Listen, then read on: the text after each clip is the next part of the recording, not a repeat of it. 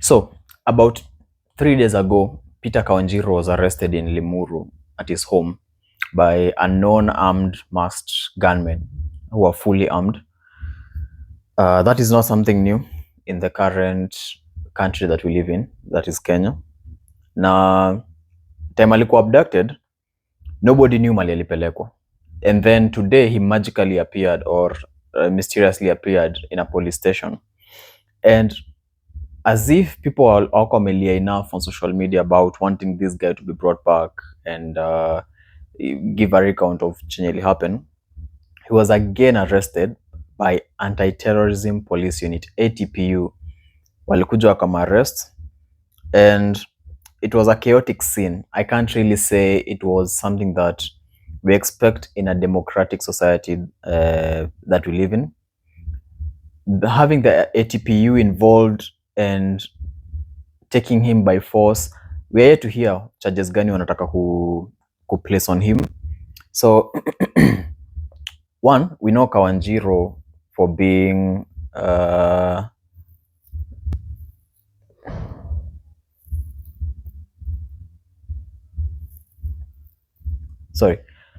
we know Kawanjiru for being a staunch supporter of the DCP party. So DCP party is the Democracy for the Citizens Party, which is chaired by the former DP, that is Rigathi Gachagua. And the government has been trying to push a narrative here. Gachagua is the one who sponsored the chaos that happened on Wednesday with the Gen Z protest and all that. And they're really looking for every reason to actually prosecute the guy.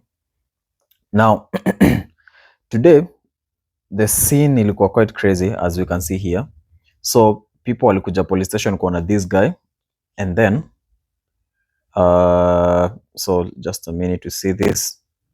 So they came to the police station kuona Kawanjiru after he was found, and there were a lot of police officers, as you can see.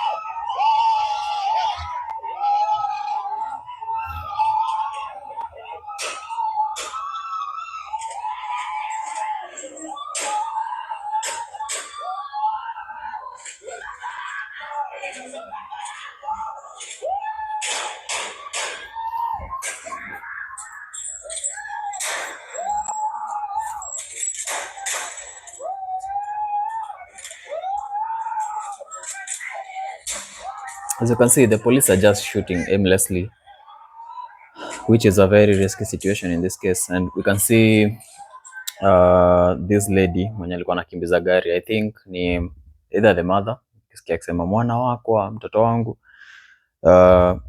A sad case in a democratic country that we live in. And apart from him, we have the other lady, I think her name was Wanjiru, if I'm not wrong. There's also another lady from the DCP party who was abducted, and nobody knows where she is right now. So if we go back kidogo, we can see Peter Kawanjiru was arrested first, and then the lady was arrested later on.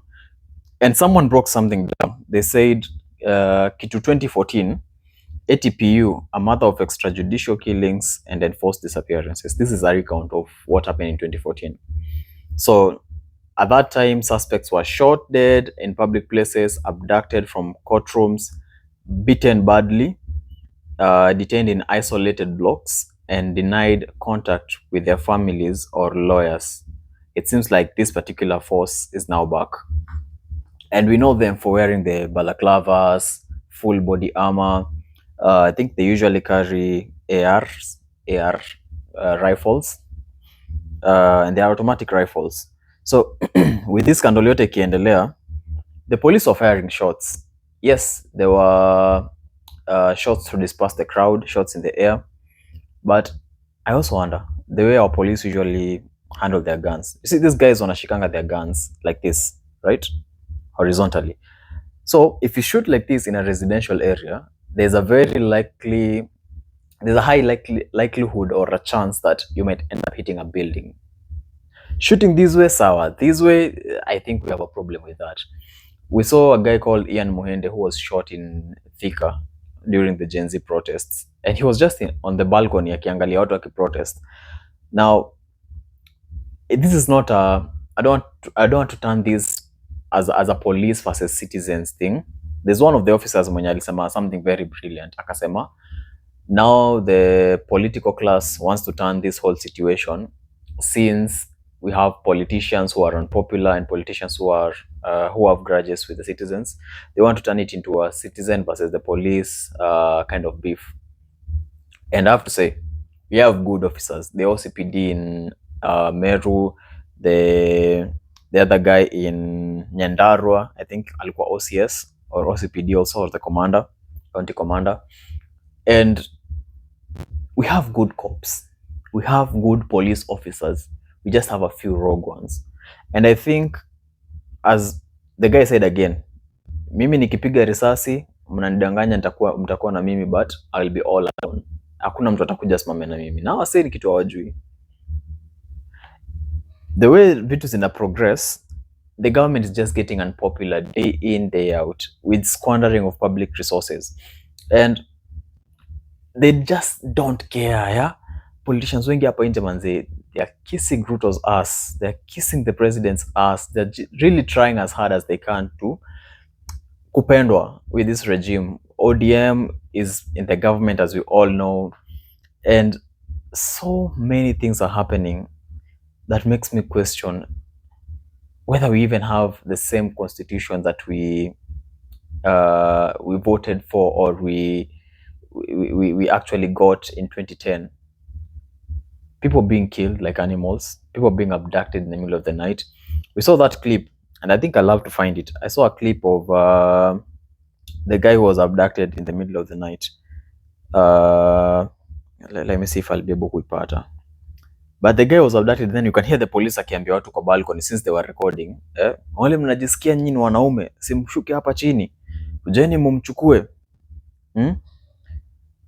So what does that mean? Abducting a Kenyan in the middle of the night, and they can't really show up during the day because wanajua watu watawaona, so they'll come in the middle of the night, masked number plates, shooting at night. So this is one of the videos. Just listen to this. Yeah,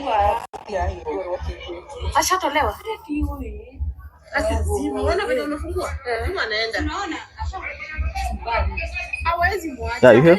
Mwenye anataka kuja sasa.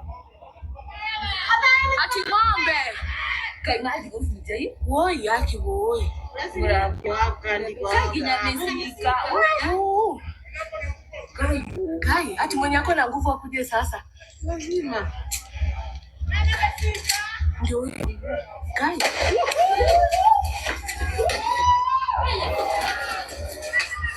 Now, what is this? What kind of a society do we have here? The police shooting in residential buildings. This is late at night, usiku wa manane huko. Umekuja kushika mtu or umekuja kuabduct mtu was what you normally do, and then you end up shooting in a residential building. This does not help. Hii saidi mtu yoyote. I think someone needs to sit this government down and waambie, by the way things are going, amsaidiki. You're not helping. The things you're uttering, from what Murkomen is saying to what these guys are doing, amsaidi manze. And the country is really going in a really bad direction. I saw someone today saying that the direction at which this government is taking the country, it's risky, it's crazy. Na sidhani kuna mtu mwenye ako willing go side with them. And there's a scandal to do with money. If that's not the case, there's a scandal to do with abductions. If that's not the case, there's a scandal to do with killings. If that's not the case, there's made up stories about vile tumepoteza sijui how many bags of fertilizers. And man, till when? The question is, until when? I know we need to act out of logic and not emotion, but igava yo inapatia tu kila mtu every single reason. Every time ukiamka tu asubuhi, there's a valid reason for you to get angry with this government. There's a valid reason for you to keep on saying, you know what, enough is enough. And at some point you even sit down and you go like, hata wala walijitolea duru kwenda protest, you really see nafika mahali mtu wako like the saying that says a young man goes out hunting and if he kills the elephant, his poverty ends, and if the elephant kills him, still poverty ends. Yeah, or that is the end of his poverty. And this is the point where most youths are at. Ikifika the point where guys are writing eulogies, watu wanaenda wanapigwa picha and wako like, I've attached the picture to my eulogy, mtu asi edit even a single full stop, and then they post it. It seems like fun. It seems like kitu yenye ni kitu ya kuchezea, watu wanabambika nayo, it's entertaining. But I'll tell you this, the youths that you have this time round in Kenya, yeah, because it's not just Gen Z right now, everyone, kila mtu hii Kenya amechoka, kila mtu amechoka, from wazazi to grandparents to watoto, even Gen Alphas, kila mtu amechoka with this government, kila mtu amechoka with the current state of the country. So the main question is, until when? Just wake up one morning, do something, work. That's the only thing you need to do, work. Fanya kazi. Let's see results. Let the officers who have actually done a mistake be prosecuted, be taken to court, or fungwe, something happens, you know, and the country will go back to normal. But the looting, arrogance, ignorance, you guys are playing with fire. You guys are playing with I don't even know ni itiaji. But if you understand what I'm saying and you feel what I'm saying, just let me know what you think about the current state of the country. Because for me, man, I'm just tired. I'm tired. I don't have anything else to say. Chatuone vile hawasenge watafanya tu manze. Because at this point, the political class is just trying to piss us off. That's all for now. See you later.